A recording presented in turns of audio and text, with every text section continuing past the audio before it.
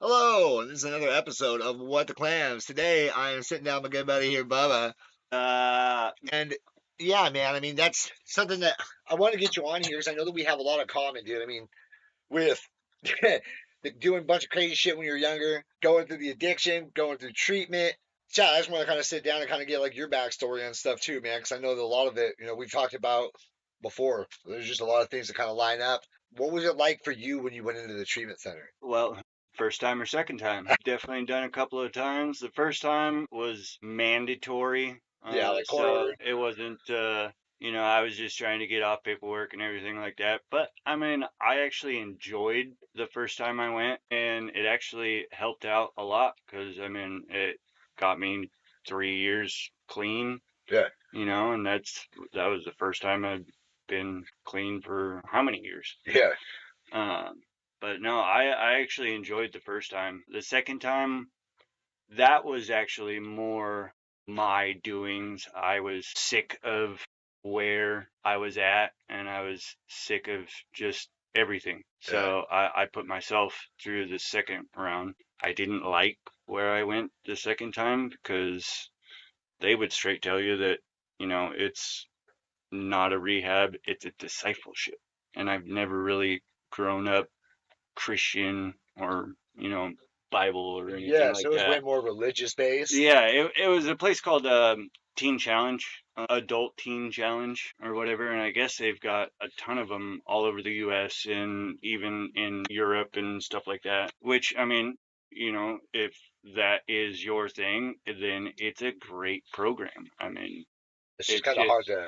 it's just never it was just never my thing. I never grew up, that type, and it was like the moment you woke up, your face was in the Bible. So, Yeah, but I did it for myself, and yeah, that's what helped me. yeah. And I think that's, I said before, but that's one reason I think it's worked for me this far. I mean, I'm a few days away from hitting, as tomorrow actually, I hit 7 months. And I didn't think, dude, I mean, like, honestly, they kept telling me, like, it's going to be fucking hard. You're going to get out there. And, like, I respect the fact that, like, they're not telling you you're going to fail, but they're trying to make you realize, because I really do appreciate the people I was in there with, like the counselors and stuff, because Mm, theirs is more like fact based. So obviously, with how the books are written, the 12 steps, they're mm, gonna talk about God, but like I did question it while I was in there. Like I don't have a good connection with God, and they're like, well.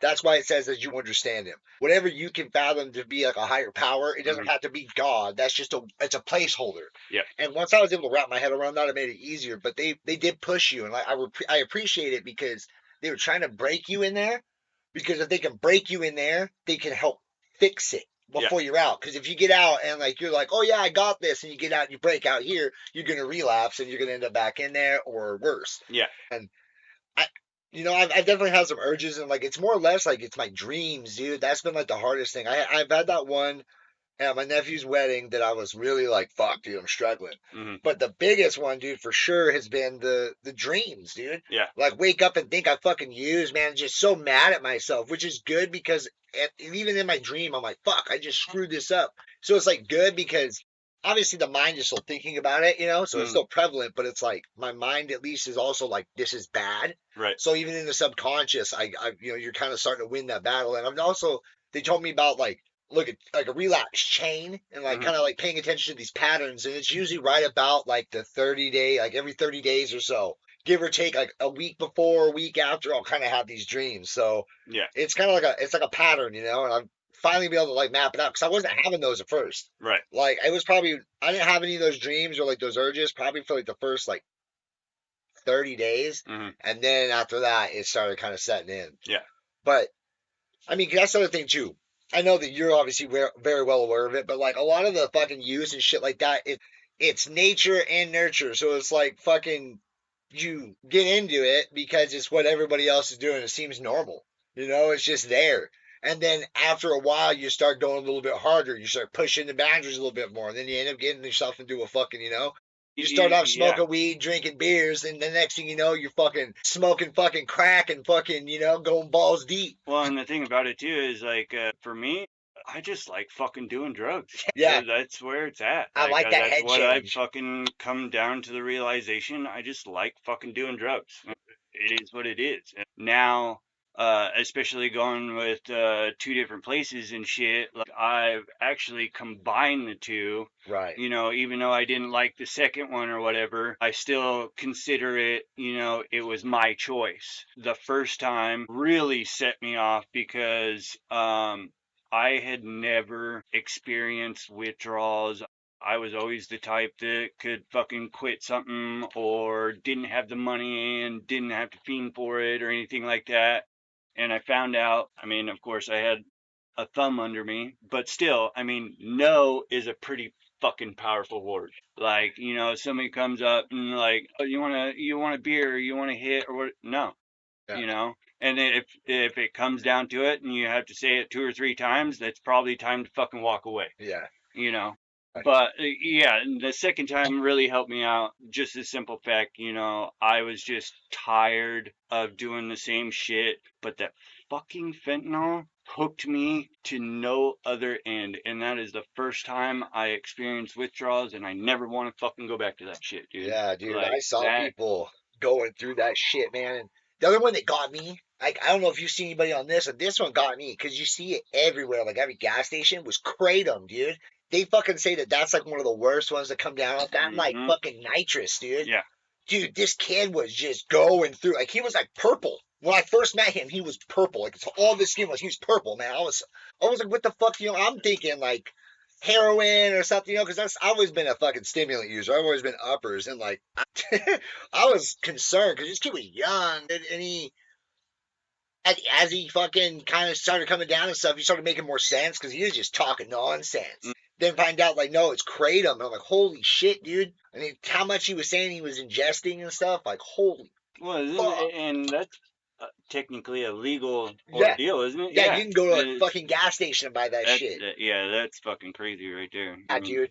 obviously the addict, in you is gonna do what he can to chase that fucking high. Yeah, But it just blows my mind that something like that can alter you so much and be totally legal. It's kind of like salvia, yeah. and And then that shit was. they finally caught on to where they fucking banned the shit. Yeah, dude, that Like, I had a bad fucking like I didn't like that. Like I've done mushrooms and the acid and all that kind of stuff, but like when I did salvia, I legit was like scared afterward. yeah, Like yeah. holy, and I didn't even do like a super strong. I know people were doing like X and stuff. I did like fucking 20X, Yeah, and it that was fucked me about up. the most that I had done too, and yeah, the same thing. Like, I mean, I've done mushrooms and everything, and you see, It's kind all of like trippy. visuals, It's and not. it's more or less like color wise and Yeah, just senses and stuff like that.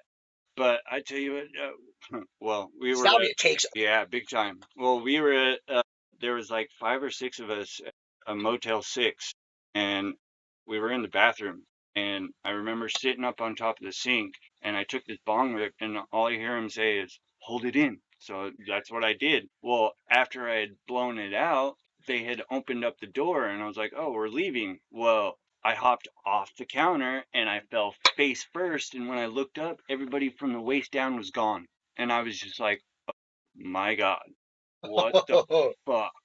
And yeah, to this day, that's the last time I ever fucking did it. Yeah, I was like, dude. holy shit. I went from fucking seeing my homeboy be the turn into the he was sitting across from me and he had a mustache and like goatee and a big old smile and grin on his face and he turned into a Cheshire cat, dude. Somebody was waving their arm in front of me, so in my mind I'm like running through the trees and then like felt like I ran into a tree, but it was like a fucking redwood, like swung sideways, it hit me in the chest and I was stuck to the chair. And I finally got out of it, dude. And I walked outside and I was just sitting in the dirt, staring at the clouds, and they turned into like a fucking like a Star Wars battle, like starships and shit. I was tripping balls. When I finally came back too, I was like, I don't like that. No more of that.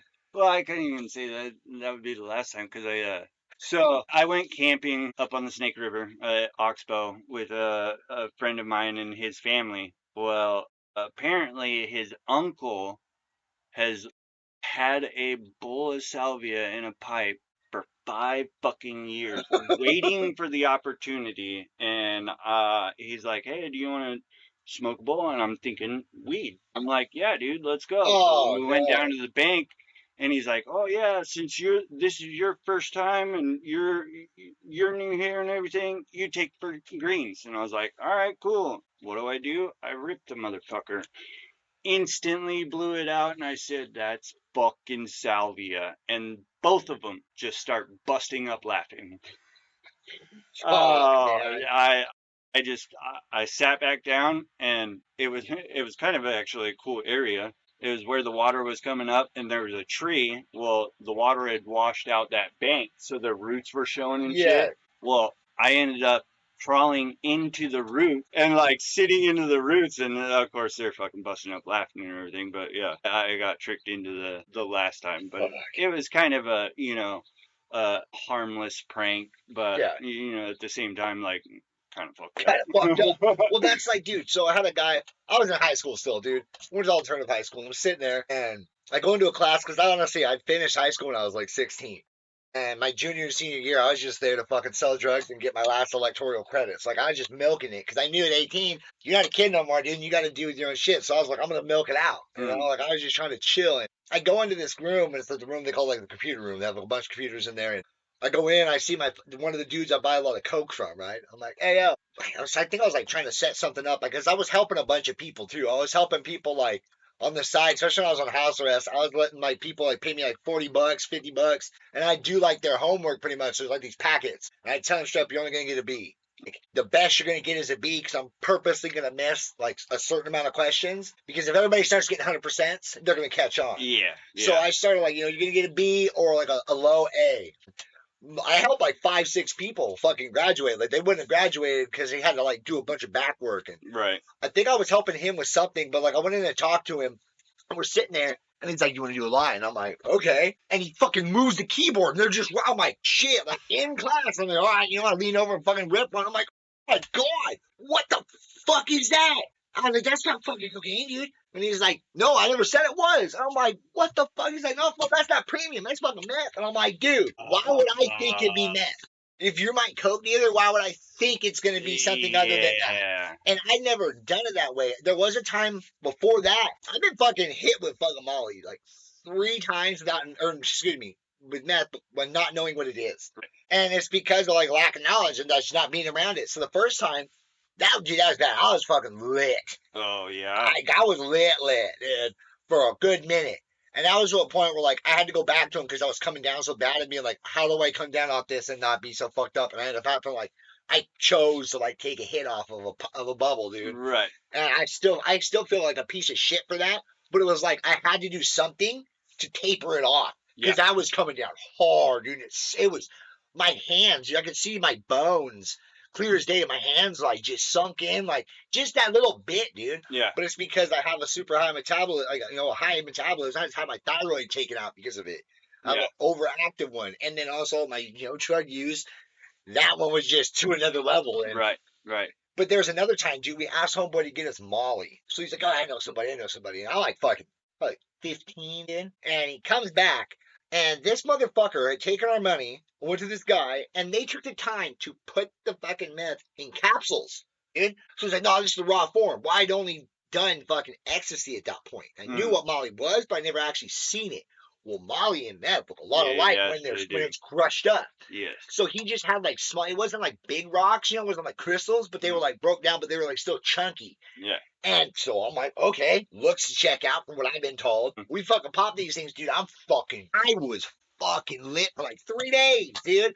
I was like considering like, no, dude, if I fucking cut this tree down, I can make more wood. We can like rebuild part of the house, like all this crazy shit, dude. Like just going. And then another time, dude, dude was like, hey, I done a bunch of blow, and he's like, you want to do a hot rail? I didn't fucking know what it was. I never even heard of that. So I'm thinking, he's like, no, dude, you just like light this thing up and you snort it, but it, like you're snorting smoke. And I'm like, okay, I didn't know. Like looking back, like you fucking idiot, you should have asked. Yeah. Like I want to say I did ask him, like, dude, is this, like, oh, you're gonna blow? He's like, yeah. No, I remember calling him and being like, I'm gonna fuck you up. I'm pretty sure, dude, because I was like, you fucking said it was gonna be blow. See, like, you can't do that. There's one thing about that'll go to show to see who actually, truly you're around when you fucking ask something and whether or not they lie to you about it, And that's the thing too, is like, why not just, I don't know, just, it was weird to me, dude. Like, that's also, that guy was somebody that lied about his age. He's older than me, but like had this, like, he was telling people that he fucking was a year younger and needing people to buy him alcohol. And I called him out for it. And then like a family member of his was like, yeah, I can get a fucking picture of his birth certificate.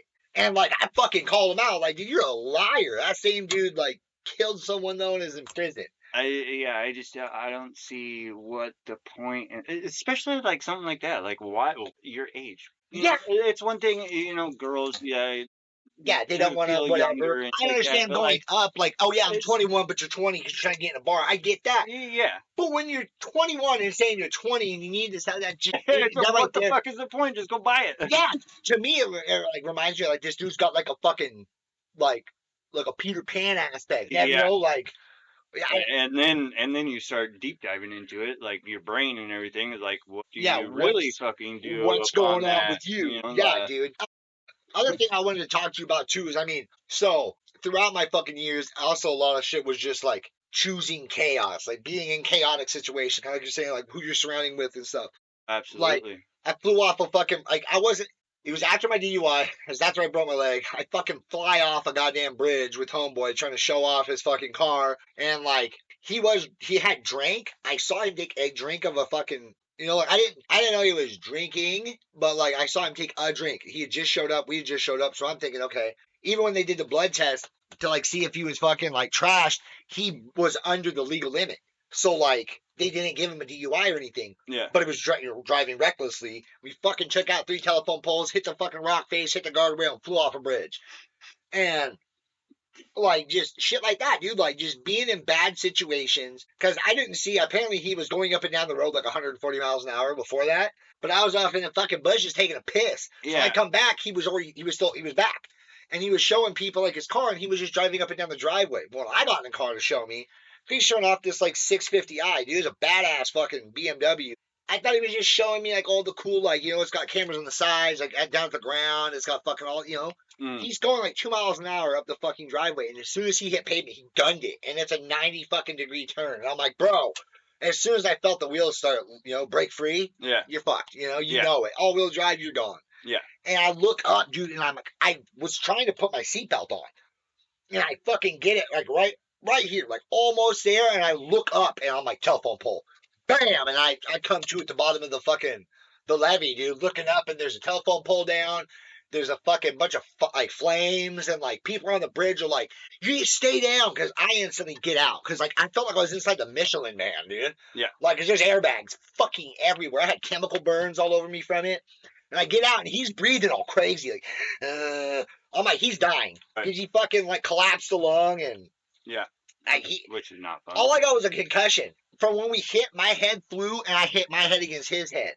I had a big-ass fucking hematoma on my head, and that's it. Like, I was really fucking lucky, but I couldn't, like... I had a bad concussion, because I couldn't, like, put sentences together properly. Like, I was trying to say what I want to say, and it just wouldn't click. Yeah. For, like, 2 weeks, dude. It's scary. I was like, man, I got bad into that situation. I started drinking heavy, which is fucking stupid.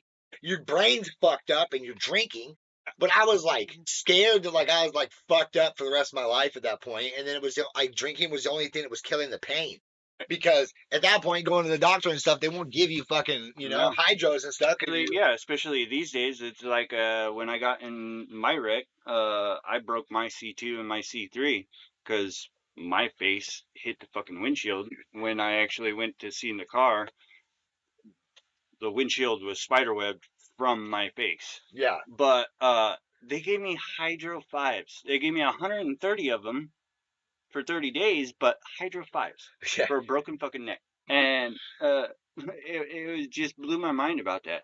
I guess to go off that, a lot of my crazy experiences and everything were just due to fucking wanted to have a good time and a great fucking story. I know it sounds bad now, yeah, but like, of course, when I'm 80 years old and if I ever have kids or something, I got some fucking cool ass stories to tell the kids and shit. But it's even though I grew up in a pretty chaotic. My dad was a fucking prick growing up, but you can't really totally ever blame that on everything. But I've realized now, older, I just for some reason I love to build my empire up just a fucking destroy it. Dude, I do this same shit, that self-sabotage. Like, I will get to a point to where I'm like, hey, I have a lot riding on the line, and then I will keep pushing the fucking boundary, knowing I'm going to fuck it up. And then when I fuck it up, it's because I'm like, it's like I get too, it's like too calm. Yeah. So I want to destroy it. Yeah. And that's something I literally did like over and over. So I've had so many different jobs. It's not because I got fucking fired. I got fired from one, but it's not like I got fired. I would quit because it'd be like, this is going too well. Well, that, and it's too complacent. Yeah. Like, I get to a comfortability place And where you're like, it's I need just a a challenge. routine and the same thing every gets boring. day and every. But at the same time, you can look at it from the other side and be like, hey, I'm a jack of all fucking trades. Like, Yeah. I know a lot of fucking shit to do. Yeah. You And know? that's for me, dude. I know a lot of fucking skills, and people are like, you know, like I've had people, and I'm not gonna fucking call it who it is, but like, you can't keep a job, and it's not that I couldn't keep a job. It's that was it. My whole thing was always like pushing myself to get more money. Mhm. It was always a chase for money, but then I would just be fucking miserable. Yep. Like the job I had before going into the treatment center, dude. I talked about it on one of the last episodes. I had a counselor in there be like, look, Tyler, it's either you're miserable and makes a little bit more money, or you have quality of life and you make a little bit less money. Like, what's really worth it? Yeah. You know, like, do you want to spend time with your family and actually enjoy, like, you know, if you ran yourself dragged and you come home and you're a douche, you know, oh, but I make fucking 25 an hour, or do you want to fucking make minimum wage or a little bit over it and be able to come home, not have all this extra weight, like, dude. Oh, absolutely. And I had to make that choice when I did. Like, life's been better. Like, I definitely see a difference in how I view the world now, just simply based on, like, you know, I try to categorize things and, like, kind of separate things so I can actually look at it for what it is. Obviously, there's a lot of different changes that have happened.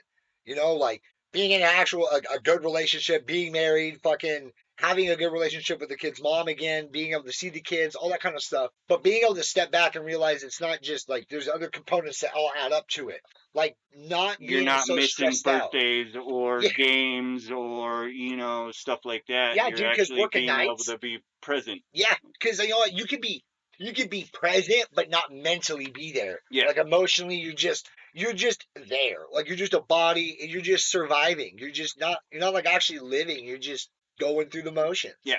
You're actually enjoying Yeah. being where you're at. And being able to take in the small shit, dude. Like even this, like, so we're obviously jumping the gun a little bit for Thanksgiving, but it's kind of, you know, making shit work. Yeah. Because, you know, split households with the kids, they're going to be able to go spend time with their fucking, you know, family out of town. And that's good, you know, and that way we can take advantage of this time with them and be able to do this, having buddies come over and doing like a Friendsgiving and stuff. I've been able to like boil things down too. Is like, I know it's probably confusing for my family. They probably feel like I just, you know, like I don't want to be around them, but it's not. I don't want to be around myself in a bad situation. Right. If that makes sense. Like I don't Yeah. want to. I have to give myself time because I'm not gonna fucking make my family fucking change what they're doing. Like they're gonna do what they want, and I want them to live their own life because it's not them that has a problem. It's me that has a problem. Yeah. You know, if let's say, like, you know, some of them might have a drinking problem or whatever, but that's their thing. Yeah. That's their life. And that's their battle. Everybody has their own views. Because some people, dude, like they can drink, you know, like I know people that have been able to drink. I was able to do it for a long time too, but it's how you use it and how it's the intention of it. Yeah. I got to a point where it wasn't just drinking a couple beers after work. It wasn't that, dude. It would be, I have to fucking drink. And then when I do drink, it's not just, I'm going to drink this one beer. It's, I'm going to get shit fucking faced. And then when I get shit faced, it got to a point I drink one beer, I'm buying a bag of cocaine. Yeah. Every fucking time. And it was a vicious cycle that I needed to break. I realize now, somebody said it in treatment, dude. He actually was somebody that came in as like a guest speaker, and I fucking love what he said, and I hold on to that one. Was I had to choose nothing to get everything. Like his story was pretty fucking bad, man. That's also something I was able to kind of like, you don't want to like compare your life because nobody's life is really comparable, but to like see what somebody else has gone through and be like, damn, I thought my shit was bad, but they got, you know, their shit was fucking worse. And I'm able to be, you know, I'm lucky enough to be on this side of it and not has gotten as bad. Yeah. I should have woke up more when I got the DUI and all, you know, there's a lot of things I should have woke up on, but I'm thankful enough to where I didn't die, I didn't kill anybody, and I was able to fix a lot of the relationships that I was starting to burn. Yeah. So I'm lucky on that end. And I think a lot of it also plays back into like the perception of things. I was preaching about perception and stuff like that before I finally got clean. And now that I had the real reasonings behind it, like the backing of it, like I was on the right path with that idea, but I didn't know why I was right about it. Right. And it's like everybody knows this, you know? If you have a fucking shit view of everything, everything's gonna be shit. Yeah. And that's how I looked at everything, dude. And honestly, and until I actually because I hated being by myself. Yeah, I me too. hated it. I always had to have a friend around Yeah. or be somewhere, anything like that. And after, getting out of this last rehab and everything and moving back to Elgin and stuff, I literally would go to work and I would come home and I just did a routine on that. And of course it sucked for a while because, you're thinking nobody's hitting me up. Like, what's going on? Yeah, We're you not start friends getting that. anymore, whatever. But at the same time, it's like I actually started to enjoy just coming home and being by myself Yeah, it's like and breaking that doing my own cycle. thing, having my house fucking clean, just playing video games or whatever. And then, that random person hit me up, hey, do you want to hang out? Cool, yeah. Yeah. It got to a point where I was actually comfortable with doing that. And it also helped me out with, because my mom is a severe fucking alcoholic and in denial, like I was telling you earlier. It also helped me out with setting boundaries with her, and I finally was able to just cut ties completely. I mean, getting back into talking to her a little bit here and there, but it helped me out in the end with setting boundaries with people and actually stepping back and looking, at why this person is, doing this with me or whatever. And, just, kind of pushing that out of my life and, helping me become who I am now. Yeah. Yeah, because I had to do the same kind of shit, dude. It's like I don't like, and it's kind of fucked up too, because like on my end, it was really fucking easy. Because as soon as I was out, it was like the people that I was kind of losing my relationship with, they reached out, and then I was able to rebuild that relationship back up. And then you got the people that I was just doing dumb shit with, and they kind of just fucked off. Yeah. Because they know that I'm not gonna do that same shit with them, and it makes sense. It was a lot, like I said, a lot easier than what I was kind of expecting. Yeah. And Yeah, setting because that boundary, you like you don't ever said. think about that when you're in your addiction and everything. You just it's just like I want to be around this person and everything like that, and then you start thinking, and it's like, okay, well, I don't need to be, around them. And I've always been the type like I don't give a fuck what you do or anything like that. If you were my friend and you didn't severely fuck me over, I'm not going to just be out in public and randomly see you and turn the fucking other cheek or whatever. I'm going to at least say hi and Yeah, what's up and see how you're doing and everything like that. And if depending on which direction the conversation goes, you can either fucking walk away or be like, hey, dude, you ever fucking need some help? Give me a fucking call. yeah, I will help you out. I've always been that type of person, and that also stems from growing up. It's kind of funny. My dad had said it one day, and I didn't even fucking realize. You know how when you're going through school, you have the punk kids or the jocks or fucking all these set groups of people and everything. I didn't have any of that. I was literally cool with everybody, same, dude. and it really helped out because like it didn't matter what set you were in or how you grew up or whatever. If you and I connected, then I was cool with you. Yeah, it didn't matter if you were a fucking nerd, a fucking, you know what I mean? Exactly. Like, I Like, didn't give a fuck. If you're cool, you're yeah. cool. Because I was like, my mom always like preached that shit to me, is like, don't judge people by like the group or whatever, because like, like motorcycle, like bikers, dude, they get like a rap of like, oh, they're big, like some, don't get me wrong, there's some bikers and shit that are in gangs that'll do some fucking dirty shit. Hmm. But I've also seen some of these dudes that are the nicest fucking people that will fucking protect kids. You know what I mean? Like, you can't just judge somebody because of that shit. Well, I mean, prime example is the Hells Angels. Yeah. I mean, they have a bad rep, which some charters do fucking do their own fucking thing and everything like that.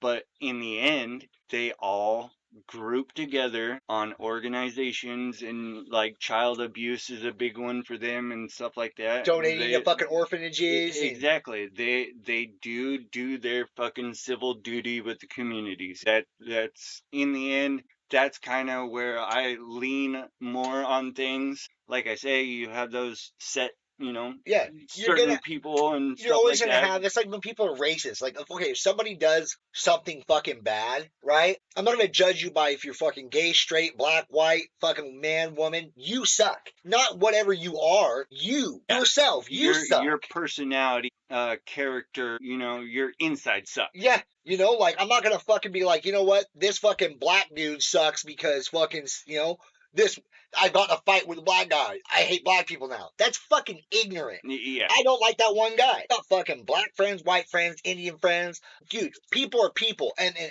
every single culture there are people who fucking suck. You can't fucking blame anybody else for that shit. Same thing when it goes into cliques, some guys and like jocks. Some jocks are douchebags. Some people are just fucking. They love sports. Yeah. They're not a douche, Yeah. and that's the same shit when it comes to fucking addicts, dude. Some addicts have gone through some really fucking bad shit and done some bad things. Some addicts are just hurting. I would say almost every single one of them is hurting, and they got to that spot to where hurt people. Yeah. They don't. I don't judge on that aspect as who you are yourself. I've been in a lot of groups, dude, where like I hear these stories of like what they went through and like what situation they are, and then they still have a good fucking head on their shoulders, and that's like they still have an optimistic view on life, and like they're trying to do better, and that's why I got the fucking tattoo on my chest that says cowboy shit. I'm not sitting here saying I'm a cowboy. Like, you can fucking say you fucking roll bulls and shit. I done that shit. I have not done that shit, but I haven't because it's like, if you fucking you get on the horse, you fall off, you get the fuck up, you dust yourself off, you get back on the horse. You fucking try again. Practice makes perfect. Just because you failed something once, it's not a failure. You learn. Mm-hmm. And you learn to learn. You have to learn from that mistake, and you keep going back and doing it again. But you just don't do the same thing over and over. Yeah. Even if you get to the same outcome, as long as you're trying something different, man. Yeah. And I kind of wish, because I'm having mad problems with my sister right now because, and I get her point of view. It's been 25, 30 fucking years now that I've been, doing the same shit, do good for a little bit, and then fucking go back to drugs. Like, I get that point of view and everything, but it just blew my mind that out of all of those years, you had absolutely no fucking problem with me or anything like that, except for this last time. And now it seems like you don't consider me as a family member anymore, as a brother, as a human being. You just look at me as a fucking drug addict. Yeah. And that's just sad. And it also, made me realize too that like I can't just sit there and he's always going to be a drug addict or she's always going to be like this. No, it's just, you just never know, like you said, what somebody's fucking going through or anything like that. And you just have to take it inch by inch or, let it play out. Yeah, because sometimes too is like, I had to I was lucky enough to do this. Like I was able to come to terms with this before I went into treatment, but now I'm like way more at peace about it because like they want you to do like, make your amends and stuff like that. And most of mine is like living amends. Like don't keep doing these same things and like, I didn't really do anything to fuck anybody. But it was like making those amends and like owning up because that was the biggest part of 90% of the issues for me was just telling the fucking truth. I was lying to myself about everything. Like, I'm going to fucking say I'm not using and blah, blah, blah, even though I know I am. But I'm lying to myself, and that's how I'm able to lie to them. Yeah. Once I'm able to be like, you know what? I was, like, I've got a lot of forgiveness because, you have to earn, like, these trusts and stuff back from people. But there is, you can't control everybody. You can't control anybody. Yeah. All you can do is do what you're doing and hope that eventually, if that relationship fucking is burnt, it's burnt. That's what it's shitty. Yeah. It fucking hurts, but you can't control if they're going to accept it. Because eventually you would hope that somebody gives you a chance to show by action. Like that's kind of where for me is like, like you said, people are like, oh, you're just a fucking drug addict. You get, you're doing good and then you fucking fall back in. You're doing good, you fall back in. it's like if you see a fucking kid riding a bike and they're riding the bike fine, then they fall over, you're gonna be like, oh, you fucking suck. Right. No, dude, they're struggling. Yeah. You know, like shit's gonna happen where you come across something that you don't know how to handle, and you go back to what you know. Yeah. And it's not saying it's the right thing, but there's just not very much like, I don't know, at least for like, especially when we were growing up, dude, it was not like ever talked about, you know? There was no knowledge of like having any kind of empathy or sympathy for anybody. No. I have a lot of empathy for people. I don't necessarily have sympathy every time. You know, like And if you had something, you fucking bottled it fuck up Yep. and sucked it up and get on with your fucking life. Yep, you don't fucking put that shit out there. No. And that's what, because I'm not sitting here saying like guys need to just be fucking pussies and whine about shit. I'm not saying that. But if you don't talk about it, like find somebody you can comfortably talk to about it and get it out, it fucking starts to eat you alive. And then that's it the becomes biggest like thing this too. dark part of your mind, dude. Yeah, and that's the biggest thing too. And hugely is comfortability, because there's time and time and time again that, say, my dad would ask me what's going on, or what's going on in my head, and talk to me and everything else, and it's just like I can't, as much as I wanted to fucking tell him and everything else, it's just not possible, because he'd never been that type, in that situation, or, that type person, or as deep as I was, Yeah. He just did, he wouldn't fully be able to, of course, being a parent, he's gonna say that he understands and, listens, but in reality, that he wasn't going to be able to actually fully understand. Yeah, you know that they're not on the exact same page. Yeah, and that's another thing that cracked me up about some counselors that I've met and everything else, when they're trying to get you to open up and everything like that, but they've never fucking done a drug in their life. Yeah. Like, how the fuck am I supposed to tell you like anything about what I'm doing when you haven't like done anything? Yeah. There was a counselor that I went rounds with because of that, and like because he was like belittling people. That's the part where I was like, look, dude, like if you're doing it and like you're just saying I don't know, but I have I've learned these things and blah blah blah. It's how you go about it. And then there was another counselor, Exactly. and she was saying like she's never been an addict, but she grew up in an addict family. So at least at that point, like the repercussions of things because you've seen it from a different light. I can Right. connect with that. But it's like when you don't know and you're fucking trying to belittle me and act like you know what you're talking about, you don't. Yeah, because you went to fucking online school or some shit and got your fucking certificate. Like, Yeah. Cool, good for you, but you're just never Life going to be on my experience. level. Life experience is more, and that's the reason why I want to do what I'm doing. Because, like, honestly, I've never been able to figure out what I wanted to do in life. Like, I wanted to, I can do this, I can do that, but is it what I want to do? Yeah. No, it's just making ends meet when I'm doing jobs. And now I actually feel like I want to do this. Like, I want to go to school. I want to get this knowledge. I want to get certified. I want to become a counselor.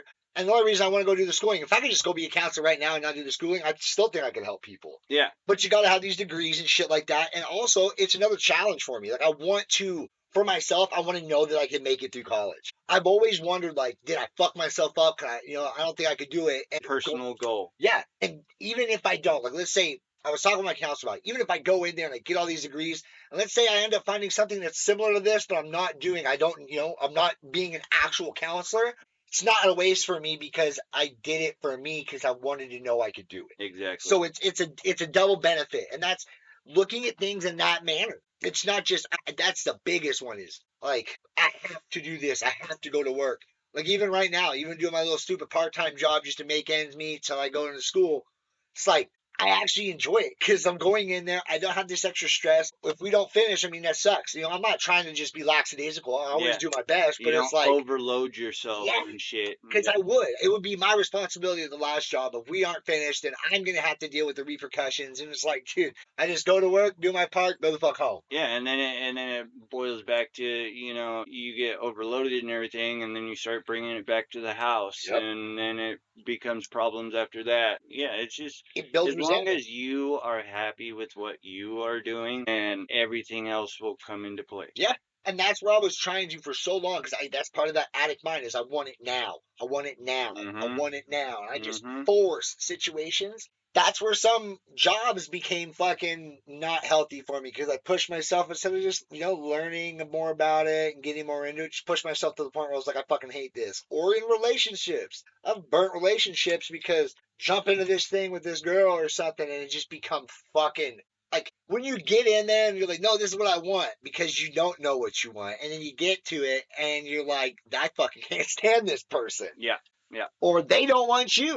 Like I've been at both ends of it, dude. And it goes back to like that trauma too. Like going back to what you said, like always need to have somebody around me.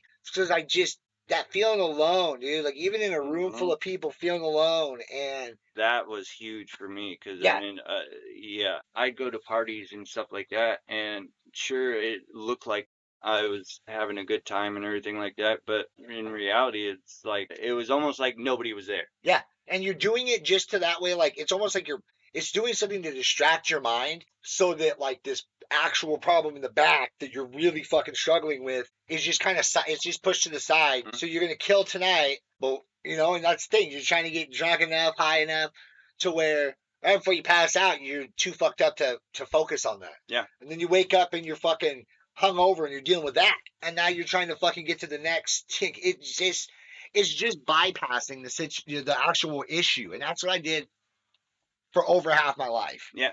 And that's why now I want to like focus on talking about this shit because for me, man, it was like you said, it's like nobody's there in that party because even if I have friends that I probably could talk to, I didn't feel like I could talk to them. Like I felt like a pussy if I talked to them about it, or I knew they had other shit going on. I didn't like dump that on them. I didn't want to put extra weight on them. Right. And And I would then blame myself for everything. and then that part will suck too because instead of being able to get it out right then and there, when you do want to get it out, that person might not be there or they might not answer the phone Yeah. or something like that. And Or it's then pent up and like instead of just releasing a little bit of like like what's going on, like this one bad thing happened, I need to vent about this. You've bottled up a bunch of shit. So when you do finally let it go, it's not just that yeah, one issue. yep, I would blow up about shit because it wasn't that one like something small would happen and I'd be like frustrated. Instead of like being frustrated about just that at a reasonable like amount to that thing, I would be like over fucking pissed off yep, because it wasn't that. That's just what the final straw was that threw me over because I've got all these other things that I'm built yep. up on. And And that's, then the recipient yeah, is like trying to figure out what fucking point you're actually talking about. I thought it was this, and now we're 9 fucking conversations down the way, yeah. like trying to figure out what the root problem is. Yeah, And getting lost in it and not being able to ever pinpoint it. How many things are actually like trickle down effect? Like I fucking, because you blow up. I stub my toe and I'm fucking freaking out. But in reality, it's because I'm pissed off because my boss, you tried something at work, your boss didn't understand, or somebody fucking stole the credit for doing something, just something stupid. But yeah, it's built up, so now it's spilling over. yeah, It's way too much, dude. And that's, it's like having like your cup gets filled, you need to empty it. It's like just pouring it over, and it's just overflowing constantly. yep, And that's where I can see it in other people, and especially like other people I know that are like dealing with issues because we've been in treatment. We went through all these different things that we've been taught, like how to handle something, coping mechanisms, how to sit with your emotion, do all these things. But then we have people around us that are going through things, and we're like, just use this skill, but they haven't been taught that. right. That was a big one for me is realizing like the other people around me don't have the same knowledge that I just had Yeah, to spend and time to learn. everybody learns different. One might be a visual learner, and the other one might be a textbook. It's just depending on that type of person. Yeah, they just might not have that knowledge. Yeah, I mean, for me too, it's like some of the things that happened that they taught me, and I had like a realization. Like, I have an uncle that told me one day is like, you can't, like Tyler, what are the most important things to you? And like, my kids. I talked about this prior to another one, but I was like, my kids, my girlfriend at the time was Ashley, before she was my fiance and stuff. And like, he's like, yeah, but what's number one? You can't say your friends, you can't say your family. Like your kids, okay, that one counts. Okay, your girlfriend, okay, sure. well, what is the most important? And I couldn't. And he's like, it's got to be you. Mhm. If you don't take care of yourself, you can't take care of them. And it's like just that just so simple thing, but it takes the right time for you to finally accept it, the right person saying it in the right manner for it to click, and you be like, okay. Because even in treatment, you know, like I've tried to get myself clean and stuff like that before and stay sober for my kids, for this, for that, but I wasn't doing it for myself. And once it was like, okay, I'm doing this for me because I want to be happy. I want to be, because like you said earlier, once you're able to get that, everything else falls in place. Yeah. And it's crazy how fucking fast you see it happen. Like some of it might not be immediately, but you'll start with how your life usually is going when you're in that addiction. Mm. And you start seeing like a good thing happen. For a long time, one good thing would happen, and I'm catastrophizing. Let's talk about this with Leanne. Was something good would happen, and I'm like looking in the sky, like sky's gonna fall. Mm. Like when the fuck's that other shoe gonna drop? That feeling was massive, and now it's like the opposite. It's like something good would happen. It's like, hey, something good is starting to roll, and just letting it play out. Like I would just worry and catastrophize about everything. Well, and yeah, you got to keep that same mindset as you do, like me. I always was a firm believer shit comes in fucking threes. Yeah, dude, me And too. I'm telling you, like, just, earlier this year, me losing a job at Boise Cascade over some fucking, I think is bullshit, but whatever, it is what it is. And then it was like my car broke down. So then I was a whole summer without doing anything at Yeah. all. And then, another thing. So you got to keep that mindset as, oh, something good happened? Okay, well, I'm going to keep that bitch rolling. Yeah, and that's also I feel like I used to like, something bad would happen, I'd be like, oh fucking again, always like always bad shit happens to me. But then I started realizing like everything I don't believe in good and bad.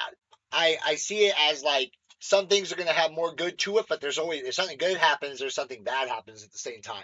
Like there you have to have the balance. And if something bad happens, like I used to always, like dwell on like my mom and my uncle passing, but it's like if them passing at the time they did and everything, yes, it sucked, but there's also lessons that were positive in that. And if you can't look at it in that perspective, it's always going to be shitty. Yeah. But it's like, my mom passed to where I went through all that fucking pain younger to where I was able to get past, because you get that old wise man to teach you all these good sayings. Well, I feel like I got to go through that earlier, and it became easier for me to pick up some of these things now. Like I know now what my purpose is to help spread those kind of things. Like it's all about that perception. If you can take something negative and still find the positive in it, that's the key right there. Right. Nothing is going to always be perfect. Everything, like you get a new car, but but you got this big fucking bill. You got a monthly payment. There's always a give and a take. Yeah.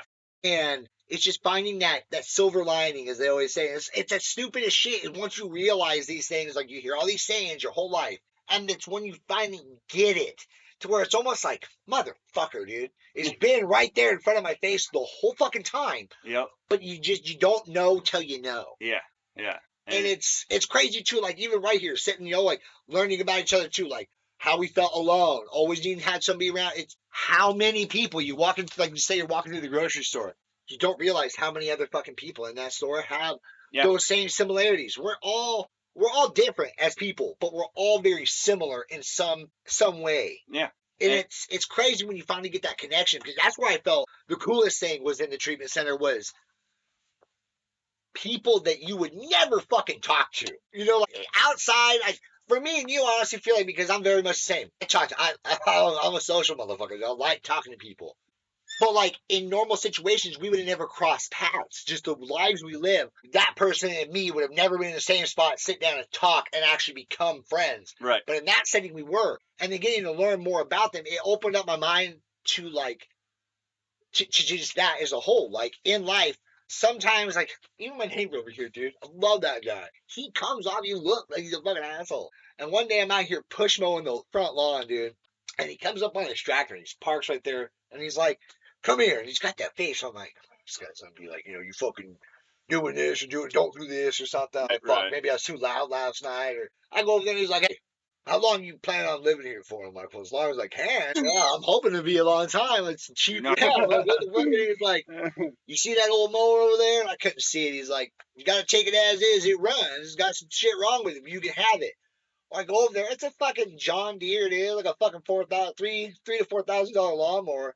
Well, little does he know, my family's worked on lawnmowers, fucking, for 40 fucking years. So I'm like, I don't gotta pay, yeah, it's got a bunch of shit. It's gonna cost me some money to get everything up and running, tip top. But I sure as fuck not gonna be paying like the labor and shit. It wouldn't cost as much as somebody else. And his fucking thing, he's like, the other thing is too, I've been wanting to buy a new one. The wife wouldn't, she wouldn't like that, but if I give you this old one, because I'm helping the neighbor kids out. Now I gotta get it.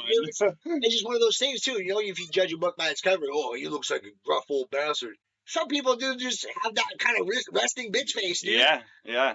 And very true. I'm not gonna lie, dude. It's gonna kind of sound fucking fucked up, but like I said when my brother talking about it, where like everybody thinks he's a big asshole, but honestly, he's got a big heart and he tries to help everybody. With me, where I come off like real social, and everybody's like, oh, I like that guy, but in reality, I'm fucking judging everybody. To survive, dude, I would have to pay attention to be hyper vigilant about like, okay, this motherfucker is like, can they be beneficial to me in my life? Like, can this person help me? If they're like, hey, come work with me, like, I can't trust that person. I had to be, and you had to have that regardless. But like, I feel like I was way more in depth about it because I had like barely anything to lose, and if I lost, I was like right there on the rim of like being homeless and shit like that. Yeah. So I made sure that I was fucking kind to people and all that shit, and it's almost like it's almost manipulative in a way. Well, and it sucks too that society has come to that point as to why you have to do that, and it's not like the fucking urge to probably the 80s, where communities were fucking helping each other a lot more. Exactly, and intermeeting with everybody and just being human beings. Yeah, there's a lot more community. I mean, because think about this. I've been watching like just TV series, right? Like I'm going back and watching like Stranger Things. I never actually watched the whole thing, and new season's coming out, so I was like, fuck it, I'm gonna watch it. And there's this, I think like season 4, and they go to the roller rink. I'm like, fuck, dude. Like I remember doing that as a kid, going over to Peloton and fucking going to the Skate City, and like that's not you didn't have those kind of things. No. When we were kids, we had the mall. You go to the arcade. You're making buddies and shit in there, like. And that's the thing, too, is like you got your buddies at the roller rink. You got your buddies over at this. Yeah. You got your buddies going out playing baseball or soccer or whatever, football, sports. Or like the old emporiums. Yeah, dude. They quit doing that, early 90s. And it's like, you really don't have anything to do for your children nowadays. Yeah. Unless you're taking them out too, and like it's fucking Xbox or inside shit. Like it's crazy to me. Like because like you can go out to the park, but at the same time it's way more hyper vigilant. Like when I was a kid, dude, it would be I'm gonna ride my bike to town. Mm-hmm. No cell phone, no nothing, dude. Be back by dark. Yep. That was it, dude. Like. But you could trust that though, because you also had like neighbors in town. You'd call and be like, "Hey, you seen the kids? Oh yeah, they all just met up and they all took off over here." It's sad too. We were talking about this. Me and the buddies 2 years ago. Is like we were kids and you saw the bikes, dude. You knew that's where the spot was. Like, oh shit, that's Brandon's bike. I'm gonna roll up over here. Like, what up, dude? Yep.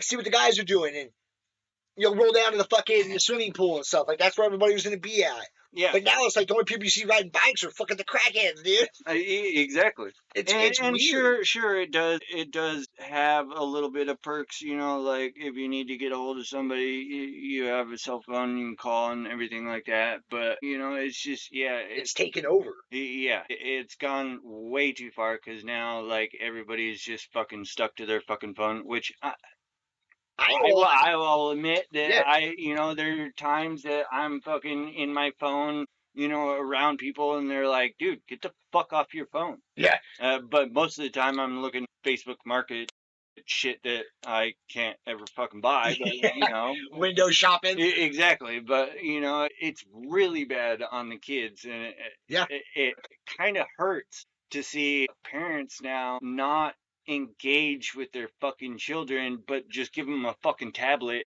there you go.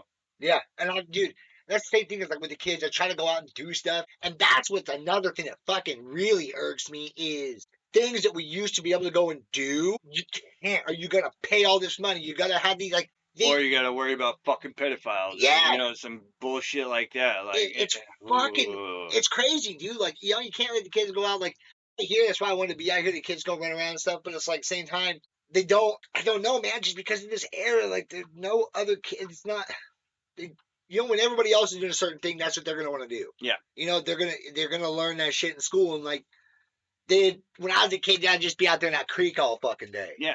Now the kids want to, like, I feel like the kids are like a bit more advanced and like smarter in an aspect, but like also like didactic too. Like they're not sociable. Yeah. Because they're not going out and trying and testing the waters and learning things, but they have like way more knowledge of like just there's too much exposure to like, like I was talking about this before too. It's like even the Charlie Kirk thing. When I was a kid seeing 9/11, now I was like, holy fucking shit. That's fucking constant. Mm-hmm. And that's how the world looks like it's fucking horrible all the time because before, unless you're watching the news, life's just life, dude. You going out like, oh, your day was filled with, I went and hung out with the buddies, and, now I'm playing fucking Smash Bros. Yeah. Oh, well, now it's any fucking facet you're on, you're flipping fucking every 30 seconds on a new reel, and that new reel could be fucking a war, a political view, mindless bullshit, and it's definitely going to shape the generations. Yeah, and it's crazy. I'm thankful that I grew up the way I did because I remember I was probably third or fourth grade and I walked up to my dad up in Alaska. We were living in Alaska and I said, hey, I want to build a fort. Can we build a fort? And he handed me a fucking hammer and some nails and said, go find the board and fucking build. And that's what I did. Yeah. I spent a lot of time doing the same kind of shit, dude. And now it's like, fuck, man. Like, there's not the, like, freedom, too. Is like, back in the day, dude, like, that's the other thing, too. So, like, kids going to town, right? The kids are going to be running over, like, their friend's house. You knew they were going to eat, because they're going to show up. And everybody was a community. Like you said, going, like, the arcade, the roller rink. There was community built, Now and it's if it was cold out and you didn't have a coat and you were at somebody's house, somebody's parents, they're going to be like, coat. hey, put this fucking on. Yeah. They all looked out for each other. And I'm not saying that that's not still a thing. It's just it's not as big. Yeah. Everybody's in it for themselves, and it's just the way the world is driven. It's not like I don't think it's that people don't have that. I'm just saying that it's just the way that the world is. Yeah. Because, even like this with our mall, it's when I go to like bigger cities, like maybe like Spokane, you got the actual mall. You'll see more of that, like groups of kids, like teens running around. Like, it's happy to see that. Mm-hmm. But it's like here, we're smaller. We used to have the mall and it's gone forever. Then they put that strip mall in. That is not the fucking same. You're not just hanging out there. You go into a store, you walk back outside, you're outside. It's not just going into the mall. There's just an open place. You can just hang out in the court. It's not the same.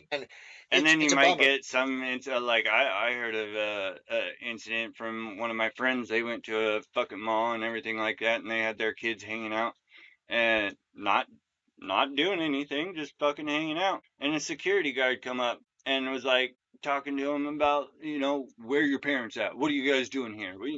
Like all this shit. Like, fucking excuse me? We're not fucking stores up or, trashing the place or whatever. Yeah.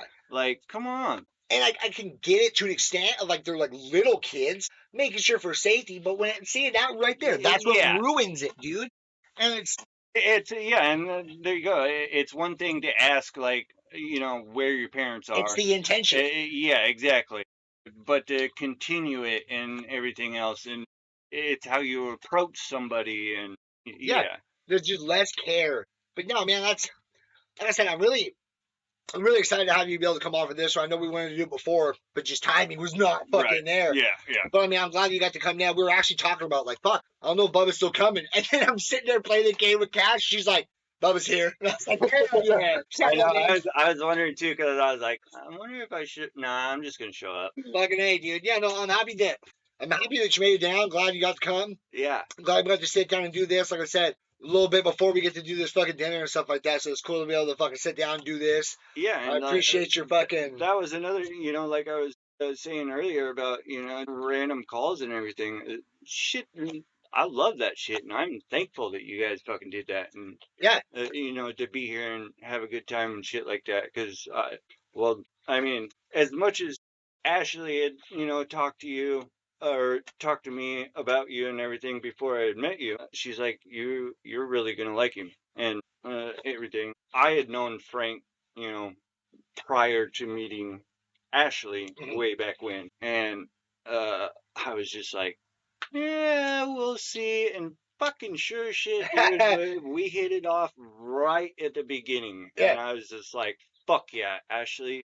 Yeah, you know, and Good that's what for makes me you. happy too, because she's like, you know, hey, you get to meet Bub, and I was like, fuck yeah, you know, because I'll be 100% honest with you. I even told her at one point while I was like, you know, it does kind of make me like nervous. But she was like, you know, me and Bub had talked about before, like, you know, if we never got into like, you know, if neither one of us found a relationship, you know, I'm like, I had to just be open. And that was something that I didn't have in a relationship, so I could be open and be like, you know, that does kind of like make me like nervous. Right. But it doesn't mean that like I have to have that trust of like, you know, just because it makes you feel a certain way doesn't mean that's what's happening, you know? Right. And it was cool to like be able to have that conversation with her and her be like, I appreciate you saying that. Because otherwise you kind of have that we talked about before, a pent up like a resentment. You start worrying so much that you start acting like a dick about stuff. Yeah. You know, and like it was cool to actually be able to openly say that, because if you don't get that kind of shit out there, it becomes a fucking issue. Problem. Yeah. Yeah. And it was cool too when she's like, oh, you know, we're gonna go fucking pick up Buzz. That's why I was like, I can go get him, and she's like, okay. And I'm like, it doesn't, you know, like even though I had a lot of trust issues and stuff before, being in a spot where you actually start feeling where you can be comfortable again and you don't feel like everything is going to get used against you, Right. you actually can get that back. And that's something that, like, I'm very fucking fortunate about. Like, the friends I have around, that she could trust me and, like, you know, I'm not going to go out and go fucking do something stupid. Yeah. And, like, you know, I had the trust with her, you know, like, I was stoked to be able to fucking meet you for the first time, dude. That's the other thing too. We're planning about like I want to start doing like a yearly like trip to like Hell's Canyon. And I was like, we gotta get Bubba. Like all the homies that I have coming over today are pretty much like all the homies that I would actually like do that kind of shit with. So like it panned out like perfect. Like I've got my circle small, and it's not like I don't have other friends. Don't get me wrong. There's still other friends, but it's like these are friends that it's easy to plan stuff with, because it's harder when you got like, you know, everybody's got different lives, man, and it's just hard to time things out. Because I got other friends who I'd love to spend more time with. It's just you gotta plan it, and even when you plan it out, man, shit doesn't always go right. You know? And that also goes to on how they actually are in their life and everything like that. Sometimes you get the friends that are just flakes, and then like you were saying, I've got this group that are always fucking down for a fucking adventure. Yeah. And that's the thing too, is like finally the group where like, because I don't want to get out and it'd be like I just go and just become mundane. I've actually been able to have more enjoyment and go out and do things in life sober than I was when I was fucked up, because getting fucked up was getting in the way of doing those things. Yeah. Now it's actually going out and enjoying doing the shit and being present than worrying about I'm drunk, or I can't do this because I'm drunk, or hey, we need to go get more beer, or do this or do that. It took up all the time. It's always the second priority that becomes the priority. Yeah, dude. Yeah, no, man. Like I said, I really appreciate you coming on. I know we'll end up doing this again, but I was really stoked. Like I said, I had like an idea of who I wanted to have like in the first like 10 episodes. You know, like when I first started it, and I've only had one person come back on, but that was like we did like 2 or 3 of us together, and then he came back to like a solo thing. But besides that, each one's been like an organic, separate thing. So it's been pretty cool to have like my start of this, because I would like to keep doing this podcast and stuff, but I wanted to make like the first like 10 like a little bit more meaningful. Like there's certain people I had. Right. So I was glad to have you on here, man. Yeah, and I'm thankful for being on here, dude. It was awesome. Yeah. For sure. All right, we'll be back with another motherfucking What the Clan.